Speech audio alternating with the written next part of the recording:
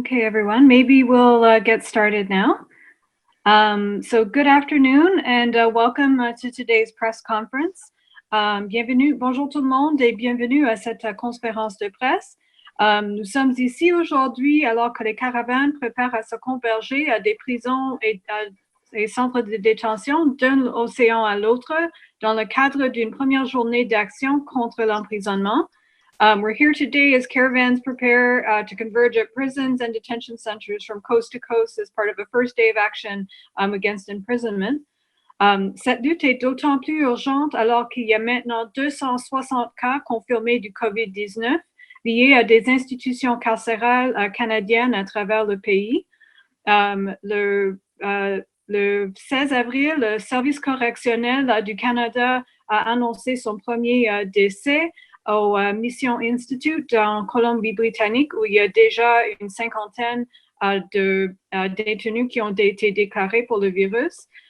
Sadly, this struggle is even more urgent now that there are more than 260 confirmed cases of COVID-19 connected to carceral institutions across the country.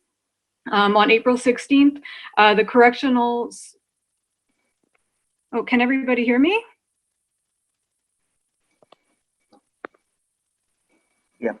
Yeah, we can. I can. Okay, perfect.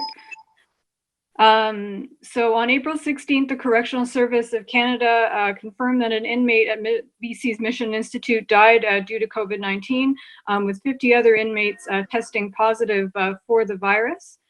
There have also been confirmed cases at migrant detention centers in Laval or in Toronto. At present, there remain 11 detainees at the Laval Immigration Detention Centre, among them 9 men and 2 women. The guards at the center only began to wear masks this week, despite repeated calls for them to do so previously. Il y a aussi des cas qui sont confirmés dans les centres de détention de migrants à Laval et à Toronto. Présentement, il reste 11 personnes en détention au centre d'immigration de détention d'immigration à Laval, dont 9 hommes et 2 femmes. Les gardes ont seulement commencé à porter des masques cette semaine. Malgré des demandes à plusieurs reprises qu'ils commencent à le faire. Despite mounting calls from dozens of organizations for Canada to release migrant detainees and prisoners, the Canadian government still refuses to free all prisoners. For their part, the CBSA has only been slowly releasing detainees on a case-by-case basis through individual detention review hearings. Malgré les appels répétés de douzaines d'organisations exigeant du fédéral la libération des détenus et des prisonniers et prisonnières migrants, le gouvernement canadien a refusé de libérer tous et toutes les détenus. Pour sa part, la SFC libère lentement les détenus migrants au cas par cas à travers des audiences individuelles de révision de détention. Alors, nous allons entendre aujourd'hui des témoignages d'ex-détenus, d'abolitionnistes du système carcéral et des militantes pour la justice pour les migrants qui vont revendiquer la libération immédiate de tous les détenus et un statut pour tous les migrants. Chaque porte-parole va présenter son témoignage avant que nous passions à une période de questions. So we'll be hearing today from former detainees, prison abolitionists, and migrant justice activists who are demanding the immediate release of all prisoners and status for all migrants. Each speaker will share their story before we open the floor to questions. Just a few technical points before we begin. We encourage everybody to keep their microphones and their videos turned off until the Q&A period. Alors, nous encourageons tout le monde à garder éteint leur microphone et leur vidéo jusqu'à la période des questions. Kira sera présente tout au long de la conférence de presse pour faire du soutien technique sous le titre de Tech Support. Si vous avez des questions, vous pouvez les envoyer dans le chat, un message privé à Kira sous Tech Support. So Kira is going to be available to assist us with tech support and is logged in under the name Tech Support. If you have any questions during the press conference, please send a private message to her via chat. During the question period, we encourage you to send questions by chat. Pendant la période de questions, nous vous encourageons d'envoyer vos questions par chat. Alors, pour commencer, nous allons souhaiter le bienvenue à Macdonald Scott, qui est membre de Personnes illégales Toronto. So to begin, we're going to hear from Macdonald Scott, who's a member of No One is Illegal Toronto. Thank you. Thank you. Yes, I'm greetings and solidarity from No One is Illegal Toronto. I also work as an immigration consultant for a multi-ethnic firm called Caravans LLP, and we've done a lot of work over the years with immigrant detainees, including in trying to find new ways to get people out of detention like habeas corpus. First of all, I want to emphasize this came from one of our members, and it's true, and I think we all believe this. Immigration detention is immoral in any time. Immoral and unjust. It's punishing people for an administrative offense. It's wrong. We've seen numbers and numbers of deaths in immigration detention over the years, and that's only since CBSA has started keeping track in 2003. It's wrong. And in this time period, it's even more wrong.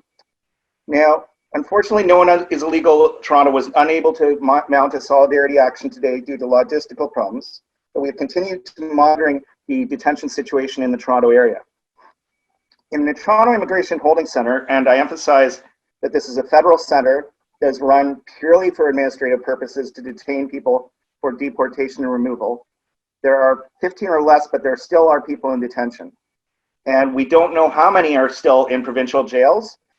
In speaking with the Toronto Bail Program, which is a program that assists in getting people released, and the Refugee Law Office, which has been doing the major work at the detention reviews, they're not even clear how many people are still in provincial jails. What Toronto Bail program has told me is that they are unable to get people released because they're unable to set up adequate living arrangements for people.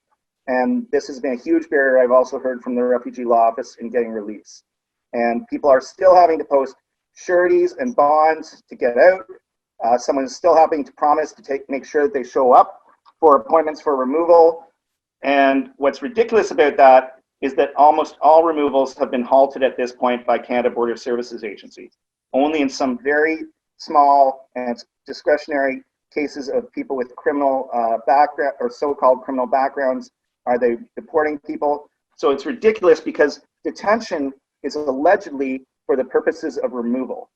And that's talking from a legal standpoint, not from a moral standpoint, because from a moral standpoint, it's just not justified at all. But they're supposed to be for the purposes of removal, and removals aren't happening. So there's no reason to keep holding people in detention. Now, it's a two-edged sword, because what you've got is on one hand, you've got people continuing to be held, and in Toronto continuing to be held in a place where one guard has already been diagnosed with COVID. You've got people like what was talked about in Laval, where there's not adequate safety protection for the guards or for the people being held. And then on the flip side, what you've got is a government that's unwilling to take the measures to find proper housing and arrangements for them to have a safe place to live when they're released. So an example would be that in Toronto, they promised to open up 5 hotels for homeless people and move them out of the shelters, because the shelters are another terrible vector for infection and for the spread of the disease. And they have yet to start really moving people in. They're moving people in a trickle. Well, government acted very quickly to put policing powers in place, which is another topic that we could go into, but may not today. They could act as quickly or probably quicker to seize the necessary shelters to put people into, the hotels and other places to put people into. In Vancouver, we've seen that they passed municipal powers to seize any property that is not being used in order to house people as they need to be housed. We need to do this. This is much more important than going out and busting up people of color when they're playing cricket in Brampton. Especially, and it's important from a public health standpoint as well. I wanted to say that also CBSA is still operating. From what we heard from CBSA, Canada Border Services Agency, which is the immigration enforcement, they are not going out and doing active investigations, but they are still cooperating with local police. So what we're also worried about, and I think this is the flip side of this, is that there are new powers in Ontario. There's a whole new order allowing police to stop anybody and ask them for identification. And given the history of the police in the Toronto area, and I know also in the Montreal and Vancouver area of racial profiling, we know who's going to be stopped on the streets and asked for identification. And what I'm worried about is that these local police forces then, again, based on racial profiling, call up the duty officer at Canada Border Services Agency, find out if the person has immigration status, and if they don't, they hand them over to CBSA. And even if the person's not detained, that just creates a whole state of fear in the community where they're already being stressed out by the fact that this pandemic is out there. They're already being stressed out because many of them are frontline workers in grocery stores and health centers, and they're already stressed out by their lack of status. And these new policing powers just create a whole new level of fear in non-status and migrant communities. I want to end by saying that we really support the Solidarity Cross Borders efforts on this front. I think you folks and the people in Laval have been leaders on this issue. Toronto, known as Illegal, continues to support your efforts and is trying to do the same sort of thing here. We support the Migrant Rights Network work on the national level around detentions. And also, I think on the flip side, and I think it was alluded to earlier, that our comrades who are doing efforts to try and get out people held on so-called criminal charges. Again, that's also often predicated by race. They're often Black or people of color or Indigenous people. To get them out of jails, there's an amazing group called Contain COVID Not People. There's an amazing national group called Policing the Pandemic, and we support their work.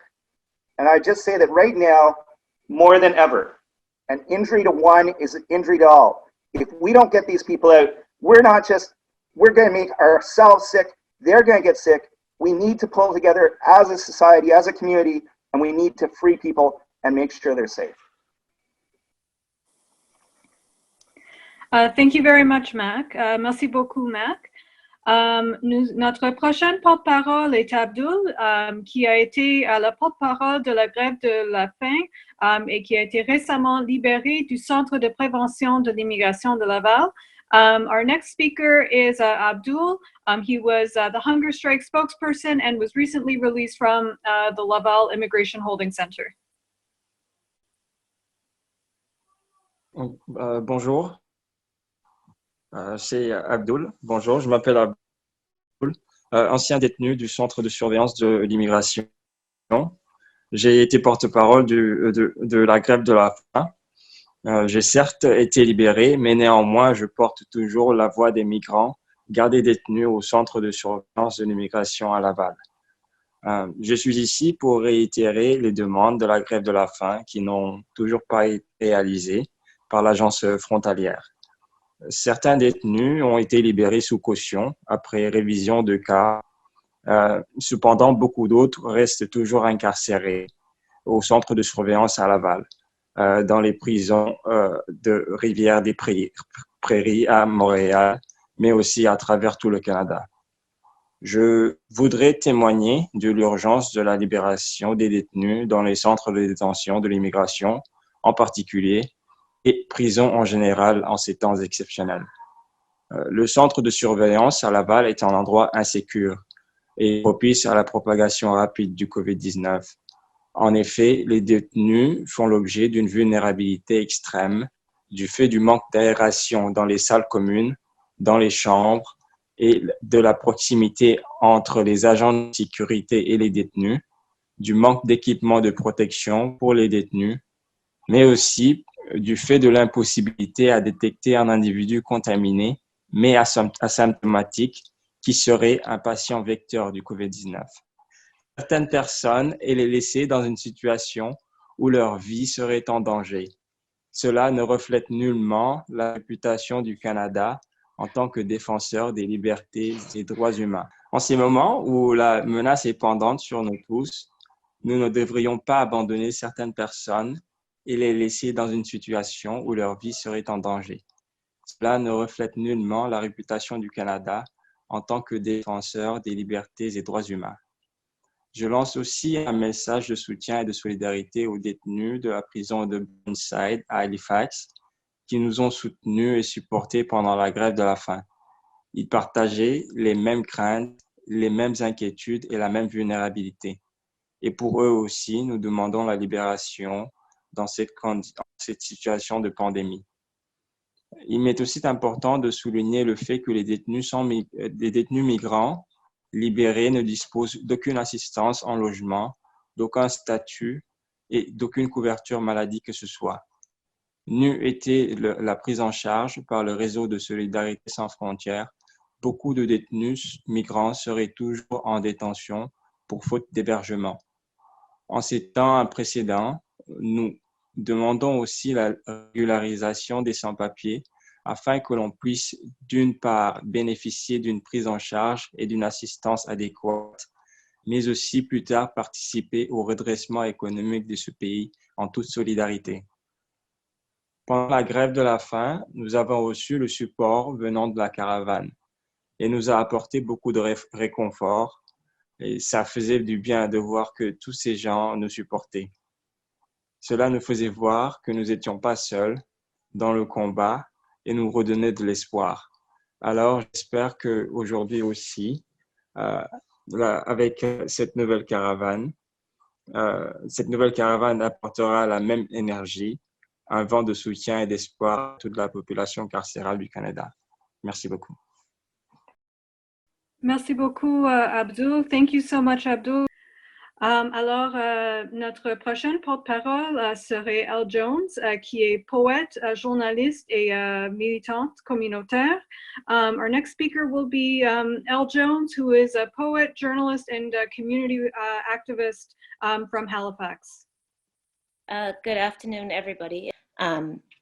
What I want to begin by saying, and first of all, I know Stacey Gomez is on this chat, and so Stacey, if you could share the details of the No One is Illegal campaign around health into the chat so that people could have access to that, that would be helpful.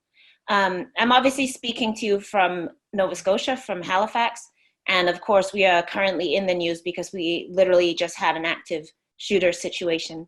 And so at a time like that, it's often then people turn to the question of, so isn't this what demonstrates we need cops? Should you be talking about ending prisons and talking about policing at a time where we just had this threat in our communities? So I think it's very important that we actually push back on that, especially at times like this, where, we've had people being scared and people that are in their houses, and we have a threat of violence happening in the community. And I think it's also important to expand that discussion to think about violence and structural violence in general. So we remember, for example, that Winnipeg police in the last week alone have killed 3 Indigenous people, and that received much less national attention than an active shooter situation received here. So we have to talk about that kind of violence as well. And we have to talk about, regardless of how scared we feel and how much we feel that, thank goodness the police came and protected us in this situation, we also have to understand that prisons and policing still do not keep us safe, that the violence that is in our communities is not solved in this instance and will not be solved by the things like the accelerated policing we've seen during this pandemic, the kinds of targeting of Indigenous and Black communities. So of course, we're not the people doing active shootings, but are the communities that are most targeted by policing. So of course, I know our community is very shaken by what happened. We understand that when people feel threatened by violence, there's a turn often to a law and order response. And then the question is, how could you possibly go up and then talk about, releasing people from prison? Isn't this exactly why we need prisons? And I want us to push back against that and understand that prisons never keep us safe, not in this pandemic and not now, and are not the solution for that kind of violence or the kind of violence we see in our community. So with that said, another thing that I want to say as well is that I want us to also understand the situations of jails during COVID-19. So part of this press conference is about this caravan, this national caravan that's being planned from coast to coast to go to jails and prisons, both to show prisoner solidarity and obviously to protest the conditions of detention during COVID-19. It was mentioned during the introductions how many cases, over 250 cases now in federal prisons, the death in Mission. In Joliet Prison for Women, there's over 50 cases, and that situation has been described as like apocalypse now. We've heard about immigration detention. We haven't heard about psychiatric facilities and forensics facilities. We know those are also sites. A staff member in East Coast Forensics Hospital out here has a COVID-19 infection, so we don't know about spread there. So as we hear about all this, it can also be very difficult when we're taking these actions. So for example, for people to have contact to the outside. So when we were trying to plan the caravan here, we of course wanted to have contact with people in the jail so they knew it was happening. And none of us, none of the lawyers involved, none of the people that do community advocacy work, people that do social work and placement, nobody had heard from the jail in days. And we simply have not been able to get calls, which indicates the kind of problem with contact. So we will be doing a virtual caravan today, and then at a later date, we will be doing a physical caravan when we've been able to speak to people inside so they know that this action is happening and that they can hear it and know it's for them. So I just raised that to say, like, let's not also forget, as we talk about infection, the other conditions that are affecting people on the inside, including the lack of contact, being locked down away from the world, the inability to get in mental health care, the ending of programming, all those things are also health risks. So as we talk about the risk of COVID, we must also talk about these broader health risks as well. I also want to briefly speak about the conditions in federal prisons. And again, one of the situations with what happened today is, again, this question of now Bill Blair as Minister of Public Safety, who has been asked very clearly about what happened in Nova Scotia. He's tweeted about that, but has not been able to tweet about releases. So for over a month, Bill Blair has been pressed around releasing prisoners. 2 weeks ago on March 31st, he said he was considering it, and that's what we've heard since then, that we'll update you on our updates when we have updates.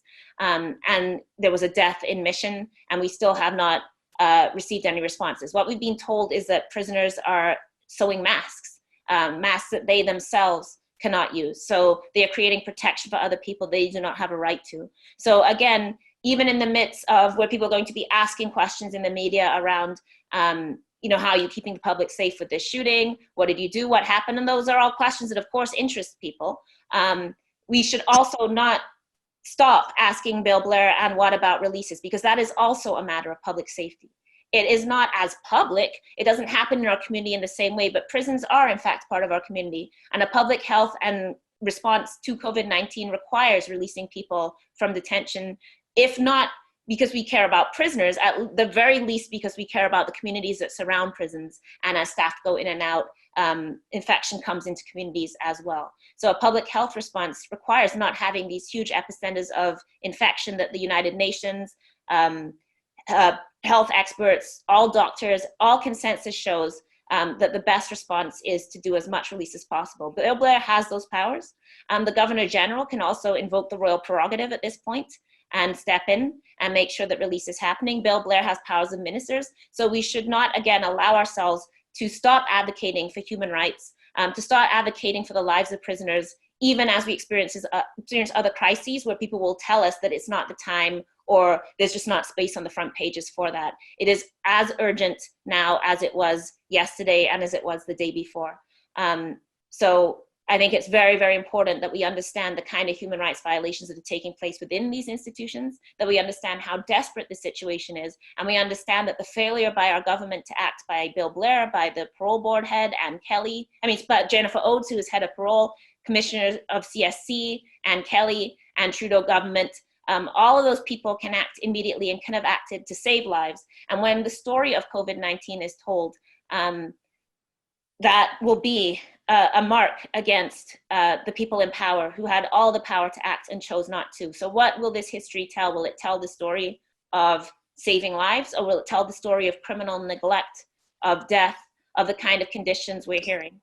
So I both demand and also plea and urge that we release prisoners now, and that we remember that human rights are not suspended during this pandemic, that even as we feel fear, even as we feel out of control, and as we have responses that make us reach towards authority and power and say, I think we need police now, oh, but I want to be safe, that a very normal human response is we remind ourselves again and again that human rights are not replaceable, that is in fact those rights that keep us safe, that policing and punishment do not solve pandemic, and that there is no death penalty in Canada for people who are incarcerated.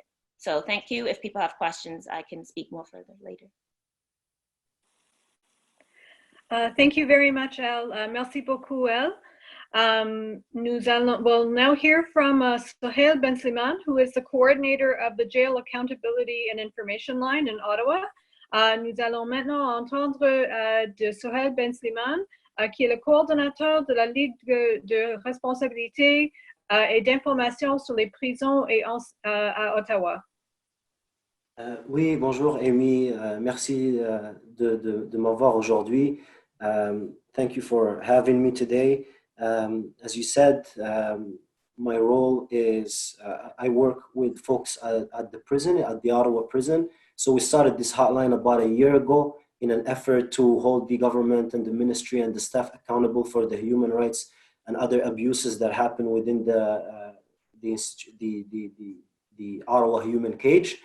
And because of its long standing of history, like any other human cage that ever existed, of human rights violations and power imbalances and authoritative regimes and control and racist forms of control over bodies of people who are there. So what we did is we started the hotline and we said, we are going to take calls from people who are there, and we are going to work in solidarity. We're going to document with folks' consent, what are we hearing from the prison. Myself, I was incarcerated at the jail as well. So I just, maybe I should just talk about myself very briefly. So I was incarcerated multiple times, Ottawa jail. I was in the penitentiary as well.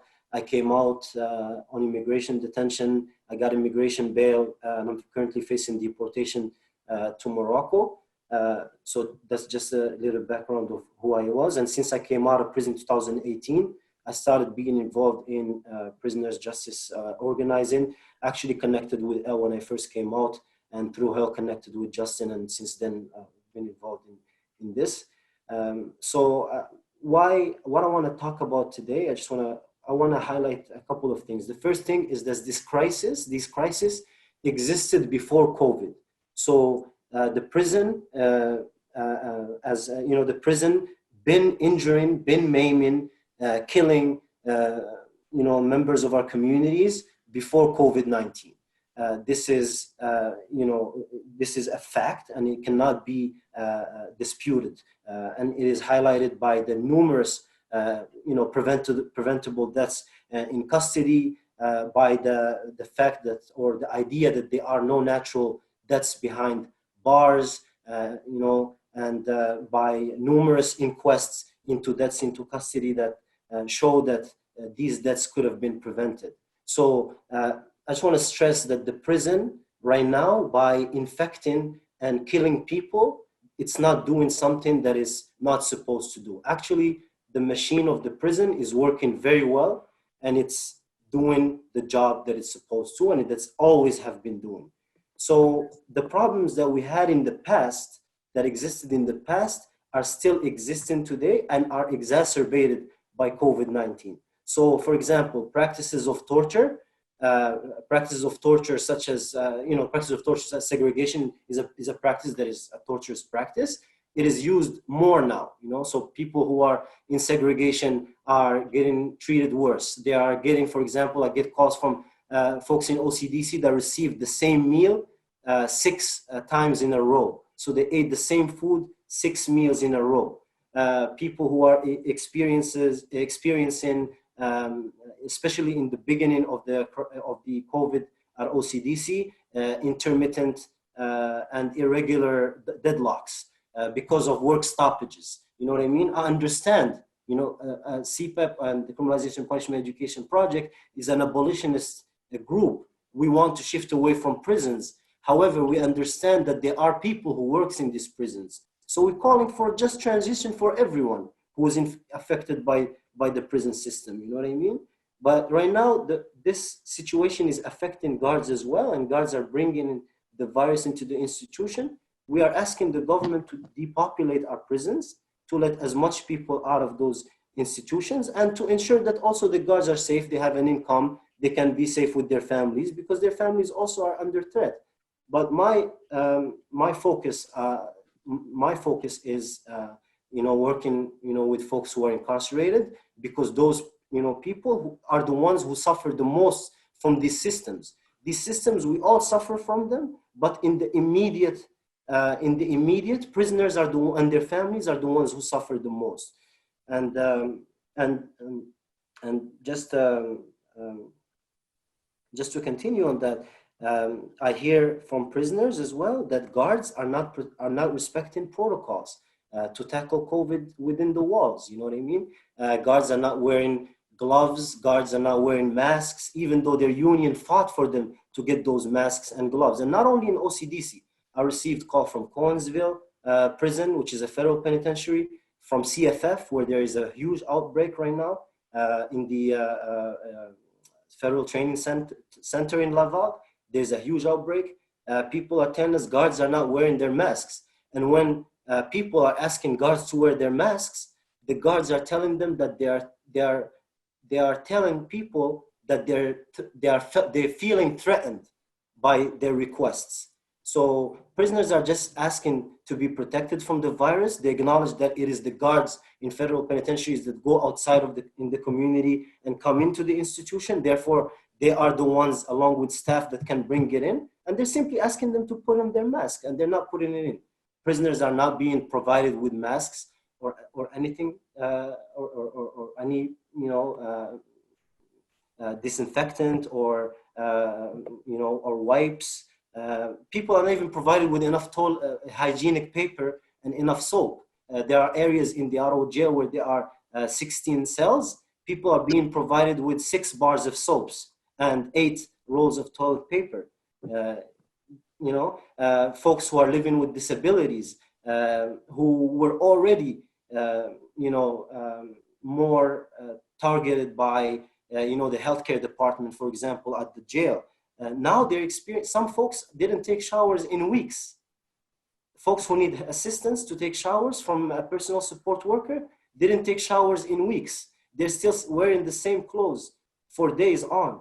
That's what's happening right now at the jail. On like I zoomed in a little bit on a micro level on a daily, day-to-day interactions for prisoners. And I think those are extremely important as well, as long as the bigger picture, as long as the inaction of Bill Blair and Justin Trudeau, who keep telling us all these empty promises, nothing new. Anyways, we have empty promises coming from them have been it's a history, it's a tradition.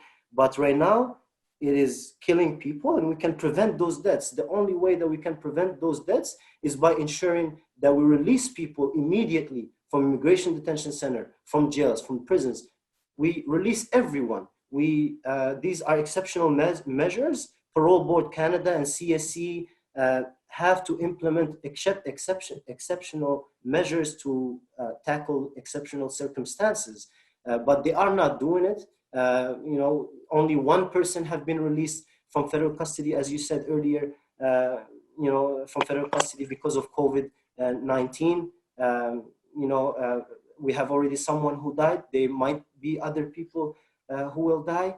The other thing I want to very quickly touch on is that people are still getting arrested and still coming into jails and prisons. So the flow itself of people coming into the system, though it might have decreased a little bit because police officers now are using a little bit of discretion. Sometimes, for example, I'll give you an example. I got pulled over and they didn't, a couple of days ago, and I didn't know I have a suspended license. They could have towed my car. You know what I mean? They didn't tow it. They did me a favor. So I say maybe some police officers are using those discretionary power to release people or not charge people. But I know for a fact that people are still coming into OCDC, that the screening protocols for people who are coming into OCDC are a joke. So basically, folks who are coming in, they undergo a screening. But I talk to people who live on the range, who tell me that they speak to people who just came out from the streets, and they told them that I've been here in OCDC for 4 days only before they put them with other people, And for me, the solution is not to isolate people when they come into jail, is to stop the flow of people into the jail and to decrease our prison populations at the moment. Those are my messages. If there's anything, maybe during question period, I can come back to them. Thank you for having me. Thank you for the speakers. I just want to reiterate that I stand in solidarity with folks at the Laval Immigration Detention Centre. Free them all, free everyone from any human cage. Thank you for having me.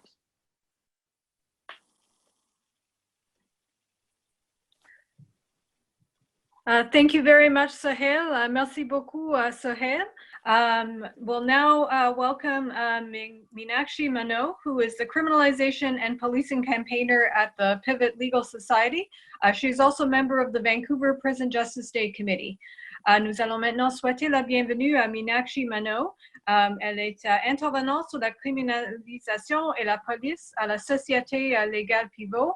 Elle est également membre du comité de la journée sur la justice pour les prisonniers de Vancouver. Thank you so much, Amy. So today I'm joining this press conference from unceded Musqueam, Squamish, and Tsleil-Waututh territory in so-called Vancouver, BC.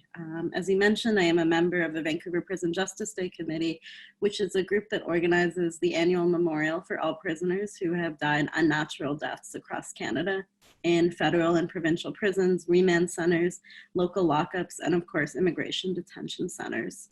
I want to first express my solidarity with the prisoners at the Laval Detention Centre, including the folks who have been released, and a special thank you to Abdoul for your words. I also want to affirm the demands of striking prisoners, including status for all. As people on the call may be aware, and as I'm acutely aware of the outbreak at the nearby Mission Institution, which is a federal prison about an hour away from Vancouver.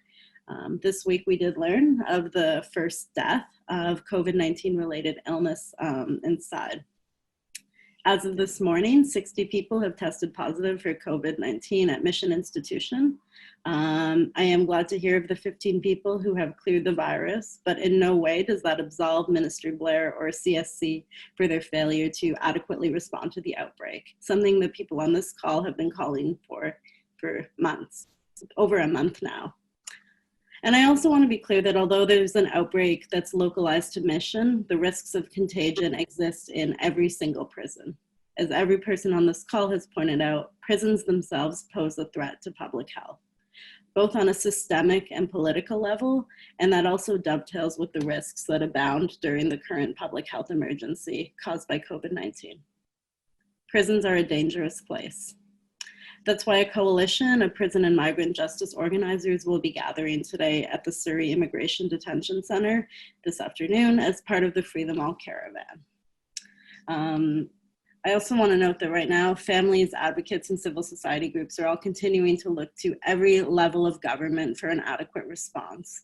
I want to highlight a recent case that took place here in BC. I think it just demonstrates what the CBSA's priorities continue to be. So this week, CBC reported on a BC provincial court judge who had released 4 Mexican men on bail over fears that they might catch COVID-19 behind bars while they were awaiting trial. CBSA claimed that they had imported $10 million worth of methamphetamine into the province. The calculations that were done in the court put it around 1 million. So this arrest was done by CBSA in early February. And by the time that it made it to the court system, even the judge noted there is a public health concern arising from the risk of spread of this illness to others within the confined quarters of a jail setting. I also want to note that this case has been described as weak at best. So the fact that policing agencies such as CBSA have prioritized arresting people, even on very weak cases, highlights that we can't look to the police for a response. Indigenous artist Chrissy Belcourt has described COVID-19 as a mirror, and I think that this mirror shows us what the conditions in prisons are actually like. The inequalities that abound inside mirror what's happened in the outside community and who has access to power. I think right now we have an opportunity to look at the mirror and to divest from prisons and policing as a response to inequality. I again want to reiterate solidarity with all folks held in migrant detention across so-called Canada, status for all, and we must contain COVID and not people. Thank you. Thank you very much, Meenakshi. Merci beaucoup, Meenakshi.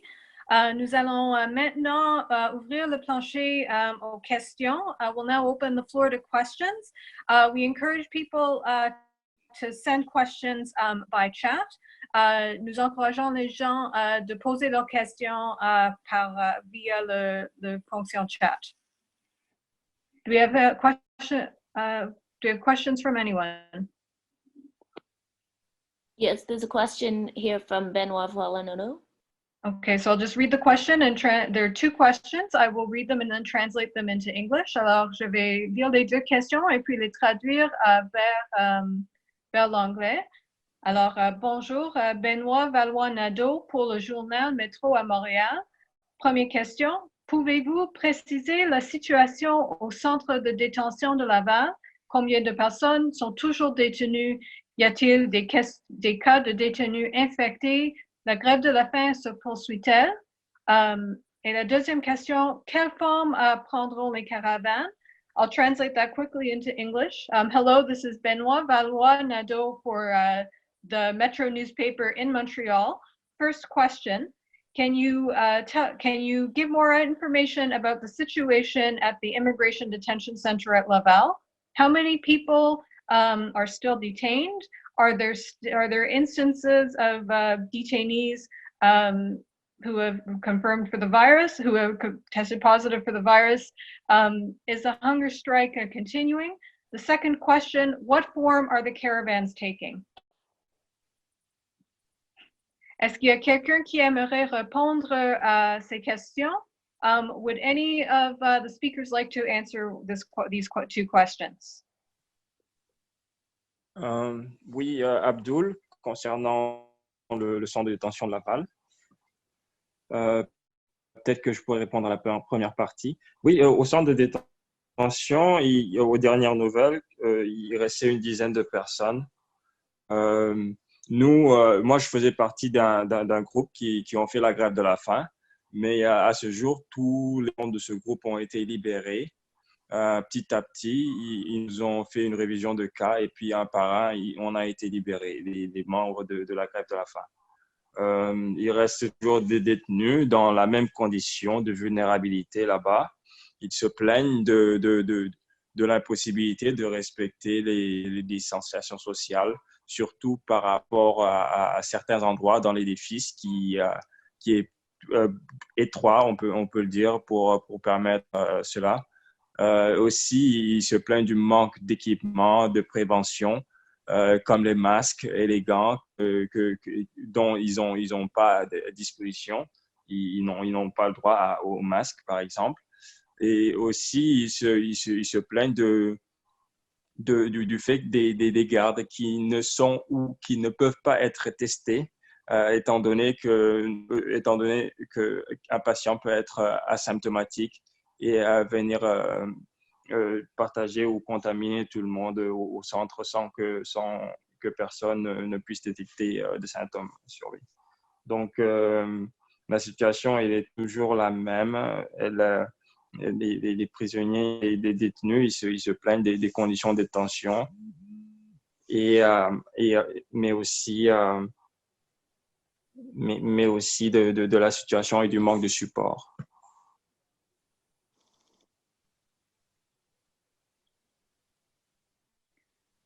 Merci beaucoup, Abdoul. Thank you very much, Abdoul. Would any of the other speakers like to answer the second question regarding the forms that the caravans will take? Est-ce que des porte-parole aimeraient répondre à la deuxième question concernant les différentes formes dont les caravanes vont prendre? Pardon, excusez-moi, si je peux me permettre, j'avais juste une partie de la question que j'avais oubliée par rapport aux détenus.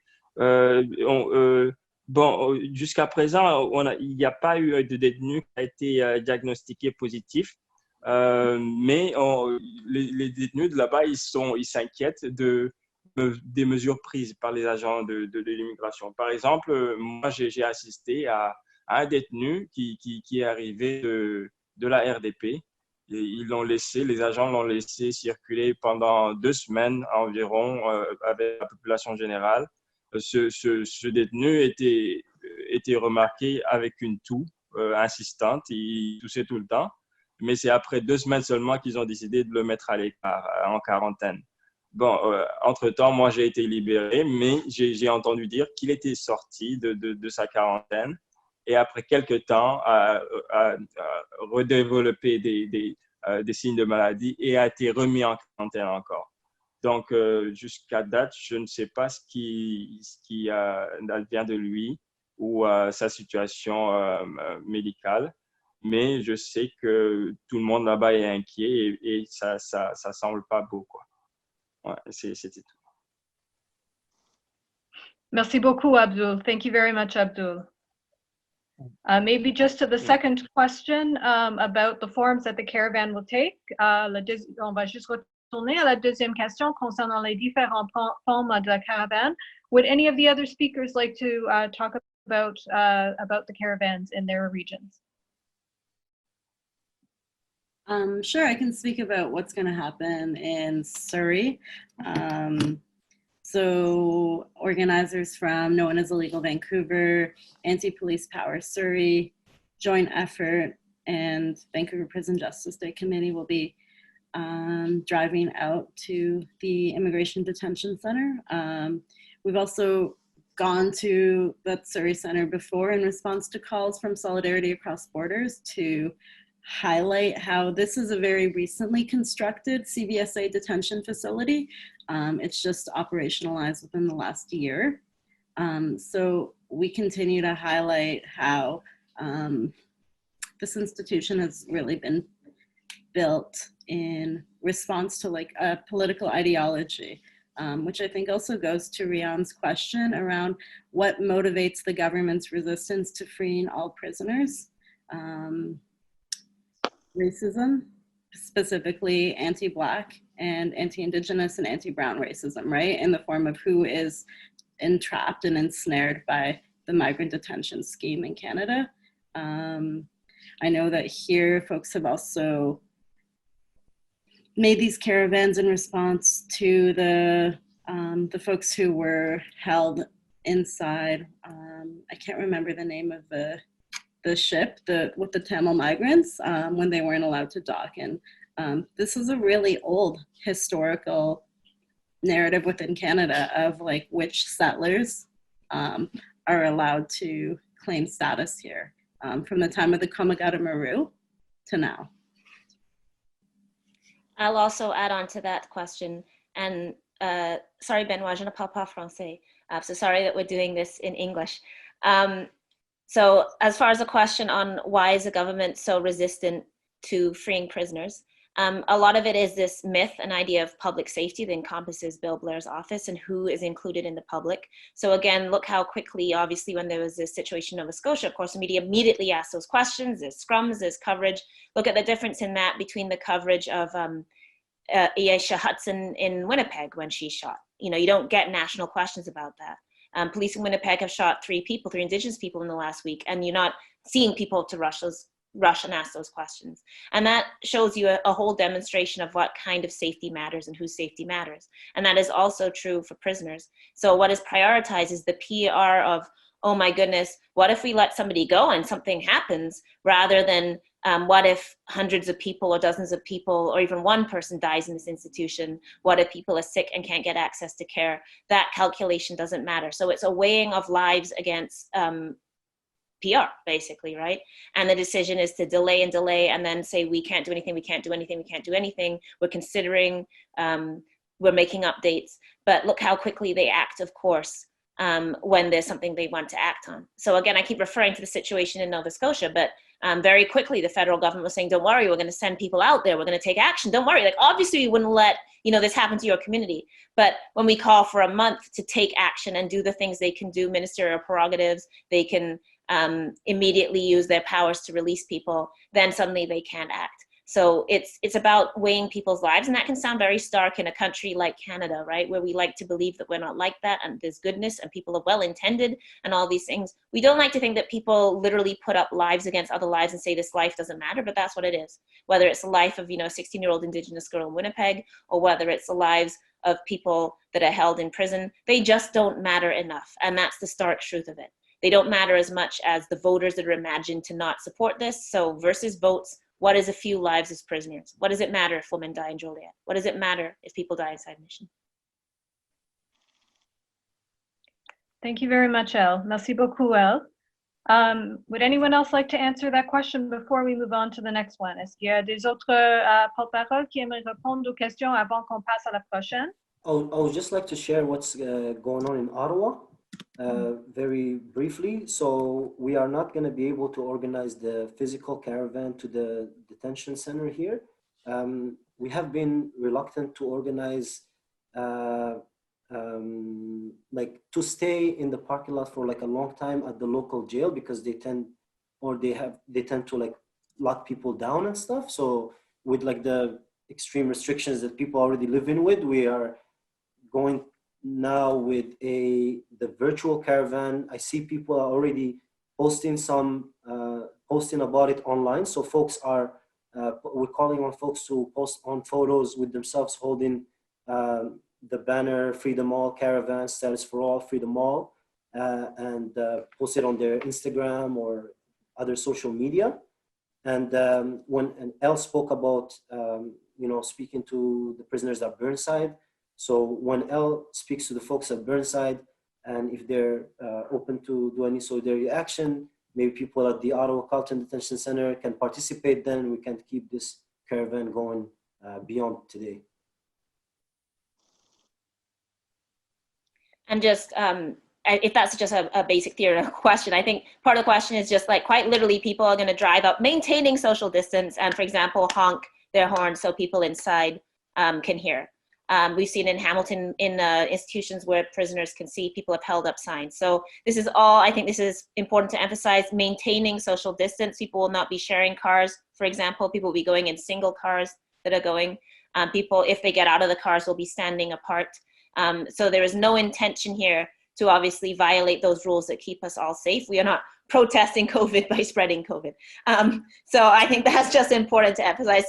Those who are going physically are doing so in separate cars, standing apart if they get out, but it will be like honking the horns in much the same way we see, for example, for healthcare workers, where people have gone to hospitals and honk so that people know. So people inside will be able to hear that sound of solidarity.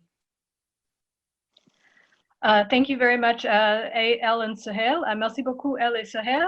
Je voulais également mentionner ici à Montréal, il y aurait aussi une caravane qui va visiter le Centre de prévention de l'immigration de Laval ainsi que 3 autres prisons fédérales.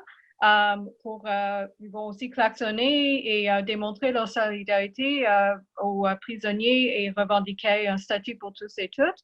Nous invitons aussi les gens qui ne peuvent pas participer de prendre des photos avec un pancarte avec les slogans Free them all and Status for all, ou Libérez-les tous. A statut pour tous et toutes. I just wanted to add that here in Montreal, caravans will be leaving this afternoon to visit the immigration detention as well as several federal prisons in Laval. They'll be driving up to honk their horns and to show their support with those behind bars right now. We're also calling on people who can't participate in the caravans to take photos holding up signs with the slogans "Free them all" and "Status for all." Nous allons maintenant passer à la prochaine question. We're going to move on to the next question, which is from Rihanna Damian from CKUT. So first of all, thank you all for speaking. What motivates the government's resistance to freeing all prisoners? Oh, we answered this one. Sorry? We answered this, but if anybody wants to. Yes. Okay, so I'm sorry about that. I just saw the question now, but maybe if anyone else hasn't had a chance to respond. And the second one, as for the CBSA-wise release being considered on a case-by-case basis. Alors, juste pour répéter rapidement en français. Premièrement, merci à tout le monde d'avoir témoigné. C'est quoi qui motive la résistance du gouvernement pour libérer tous les prisonniers? Et pour les services frontaliers, pourquoi est-ce que la libération est considérée sur une base cas par cas? Has anyone not had a chance to answer that question? Est-ce qu'il y a des gens qui n'ont pas encore eu la chance de répondre à cette question? I'll go if no one will go right now. So I think I don't have a complete and formulated answer at this moment, probably, but I just want to bring this idea of state thought, like how maybe the state thinks when interacting with other bodies or marginalized folks, or so the state thinks within categories. Those categories are highly restrictive. Like for example, if we look at at the laws, like at the immigration law. Immigration law is a hyper legislated field that it is highly arcane and complex, that even immigration specialists don't understand it fully, let alone people who haven't have a rigorous technical and legal training. So the state is incapable of thinking outside of these boundaries. And this is particularly true now when there is a crisis that we have to respond to in an urgent way. But then we see, as the question highlighted, that there are consideration of release on a case-by-case basis. We don't see mass releases, of federal prisoners from, for example, Parole Board of Canada. For example, Parole Board of Canada coming out and saying that all lifers who are serving more than 10 years, who have been in for more than 10 years and who finish their programs or whatever can get released. There is no, the thinking categories that they operate within doesn't allow them, to see humans as humans. They see us as files. They see us as FPS numbers. They don't see us as a human being who has a family, who needs to go out there and might die. The system sees us as mere numbers and codes, and they think that through the algorithms of defining and determining what is safety and security, they think that they are, they think that that's what an interaction between an institution and a human being who is at risk of dying should be. And I think that we should keep challenging that, like folks are doing now. Keep challenging it, keep calling for for mass release of prisoners. Keep calling, like Abdul's actions. Keep calling on the release of all prisoners. I think we cannot. We have to, resist how the state is interacting with us on a regular basis, and I think that they're not releasing us because they don't see us as human beings. As El said, they don't. Our lives is not worth it. Like I'll give you, like El highlighted, like liberals, they take imprisoned voters for granted because they know, regardless of what they do to them, prisoners will always vote liberal. I was a prisoner myself. I speak to a lot of prisoners, and most of people that I speak to inside, they vote liberal. So therefore, if they release them now, if they kill them, it doesn't matter. Their vote is guaranteed. So we're not gonna tend to them first. We're gonna provide people who are coming from other countries hotel rooms to isolate for 14 days, but we're gonna keep you, in human cages, cramped up and vulnerable to disease and death. That's the message I get. Thank you very much, Souheil. Merci beaucoup, Souheil. Avant que nous terminons, est-ce qu'il y a d'autres questions? Are there any other questions before we wrap up for today?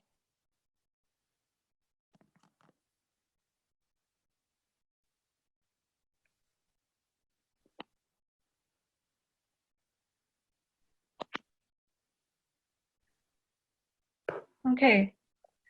Well, thank you very much to all of our speakers for sharing their struggles, their reflections and experiences with us today. Merci beaucoup à tous nos porte-paroles d'avoir partagé leurs réflexions, leurs expériences et leur lutte avec nous aujourd'hui. Merci aussi. Attendez juste un instant. About masks. So Right. Yes, we actually don't have an answer for the question about safety measures. We do know that obviously the prison pay rate, which hasn't changed since 1985, generally results in $28 every 2 weeks. CSC has cut the, normally you have to pay out of that to pay for things like cable, phones, and they have cut that, but that doesn't appreciably increase the pay. So for about $2 a day, we know that prisoners will be sewing these masks. For example, women inside the same prisons that have a 60% infection rate are at the same time sewing masks for other people while being denied masks themselves. So we certainly know that is true. And we have no idea about the kind of safety measures that are being taken in that. But what we know from the shops that we know from Corcan shops, I've seen the shop at Nova, for example, is, yeah, that they're not ventilated well, they're not spaced. It's like sewing machines. People have described the Corcan conditions as sweatshops. So they may be spacing people at different sewing machines apart from each other, or whatever measures they're taking. But we certainly know that one, it is not going to be paid labor. Two, they are not allowed to sew masks for themselves. So it's not that they are making them for prisoners. They are in fact prevented from doing that. And that three, there is no way within any prison to be meeting health standards, ventilation, social isolation. Does that answer the question? There. I don't know if anyone else wants to take that up. I mean, Souheil, you may have direct experience with Corcan shops. Yeah. No, I'm not sure exactly what's happening with the Corcan shop, because in the prison I spoke to, like I spoke to CFF at the Laval and Cowansville, but my friends didn't tell me that they're going to shops. They told me that the prison was closed. They were range by range operating. So in those prisons, at least on my knowledge, the shops are closed. Yeah, and I know that, like you said, they gave them back their pay that they cut. They get $60. They only have to pay for the phone now, I think. But otherwise, all I know is that, like, I have friends who are like putting bandanas on their faces and like T-shirts and stuff like that, and guards are looking at them like strange. Like, why are you doing that? You know, the same guards that are not wearing the masks.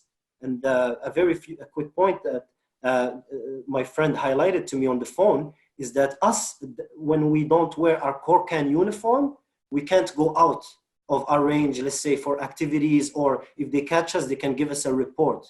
But then they're violating protocol for COVID. They're not wearing masks, but they're not getting any repercussions. I'm just asking them to protect the healthcare of prisoners. Yeah, so to follow up on that, yeah, the general labor would be shut down. Kitchen labor is still open. It tends to be one range that will go. So they try to, so it's like the one general population range in Atlantic, for example. So rather than having ranges mixing, they keep it to one range. But obviously that kind of work is still going on. So let's remember, kitchen work, cleaning work is still done by prisoners. What they are trying to do is not have movement between the ranges.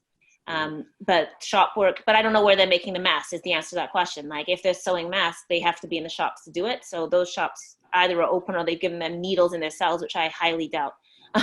So I'm not sure how that's taking place. That'd be a good question for somebody to ask. All we know is the government told us this like it was a positive story. Like, oh, guess what's happening? Like, this is how we're addressing the crisis. But general labor will be shut down, but people still have to do kitchen labor. Food is shared. It comes between, so for example, food is often going in and out of institutions, shared between institutions like forensics and Burnside. So those remain vectors of disease. Thank you, Ellie and Souheil. Did anyone else want to answer that question? Peut-être, oui, Abdoul. Je voudrais juste signaler aussi qu'au centre de détention de Laval, des détenus ont fait la demande d'avoir des masques de protection, comme certains gardiens, mais ils se l'ont vu refuser. Et les agents de l'immigration leur ont dit que vous n'en avez pas besoin, que vous êtes en sécurité. Chose que les détenus ne pensent pas, ne partagent pas cette même idée. Et ils en demandent toujours des masques de protection et plus de sécurité.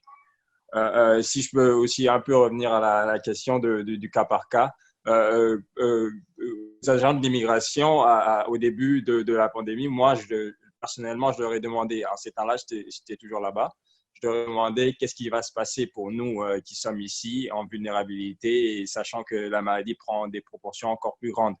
Ils m'ont clairement signifié que rien n'a changé, qu'ils allaient continuer à faire le travail. Le cas par cas, c'est comme d'habitude, hein, c'est comme ce qui se passait avant.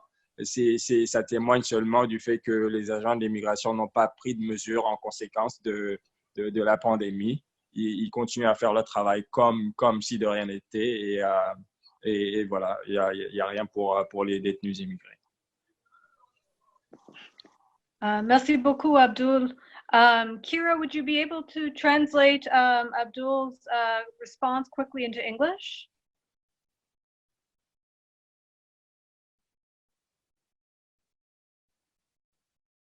Yeah, I wasn't taking this same kind of level of notes that I was taking earlier. But Abdoul was saying that they asked, when he was still incarcerated at the Laval Detention Centre, that they had asked for masks and they were refused access to those masks. And the other thing is that what was the last piece? Sorry, my mind's going blank. Yeah, they refused access to the mask. Do you remember the last piece, Amy? It was about, in response to why CBSA works case by case. Oh yeah, sorry. So the CBSA releasing people case by case is representative of what they normally do. So they're normally releasing people case by case, and that represents the fact that they haven't taken any measures in response to the pandemic. Like they're operating as they normally would. They haven't changed anything about their operating mentality or procedures because of the pandemic. Thank you for that. Thank you so much, Kira. Merci beaucoup, Abdoul et Kira.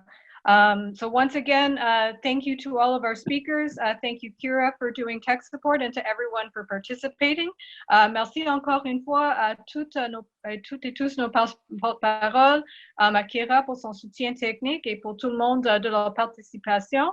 Les caravanes aujourd'hui sont un premier effort et une première initiative contre l'emprisonnement, mais nous espérons de maintenir le momentum dans les semaines qui viennent pour revendiquer la libération immédiate de tous les prisonniers et un statut pour tous et toutes les migrants. So today's caravans are our first day of action and a first action against imprisonment, but we're hoping to keep the momentum going in the weeks to come to demand the immediate release of all detainees and to demand status for all migrants. Please don't hesitate to check out the Solidarity Across Borders Facebook page and Twitter feed for updates and for videos for today's actions. Merci tout le monde. Merci encore tout le monde et bon après-midi. Thanks again, everyone. Thank you. Take care, folks. Thank you.